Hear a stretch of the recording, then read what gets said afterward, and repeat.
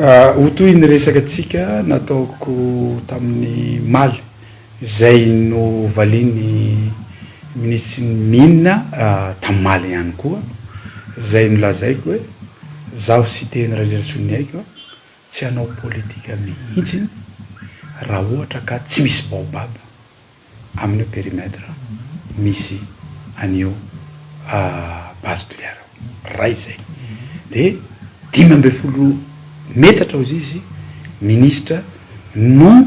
10 metatra no hoadina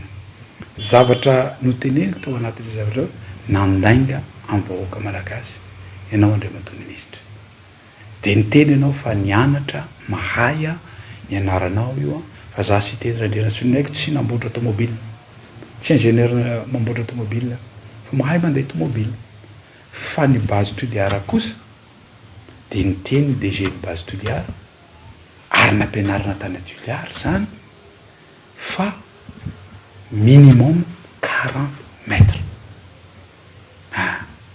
ary kolasa any amin'ny 60 mètres zay no nampianarana zareo anay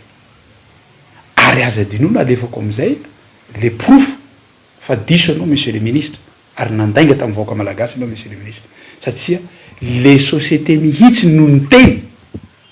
fa 40 mètres ianao niteny 15 mètres tsy antsasana akory zany zavatra zany société aza niteny 5 mètres voalohany kosa tsy azona kitiany iny fa apetranay fomba averinay fa le 40 mètres eo amizay io no misy an'le minéral de io no hodioviny zareo amin'ny rano monsieur le ministre raha misy fanomezam-pahasoavanao men'andriamanitra anao zany fa izy raha zany anompony vahoaka malagasy fa aza matahotra ianao no diso alefako le video sotra tokoa le fasika ho alaina zany ndray zany raha io jugement rano be io any amin'ny 10 ka hatramin'ny 7 metatra any le couche no lazaiko fa tsy fomba fitrandrahana azy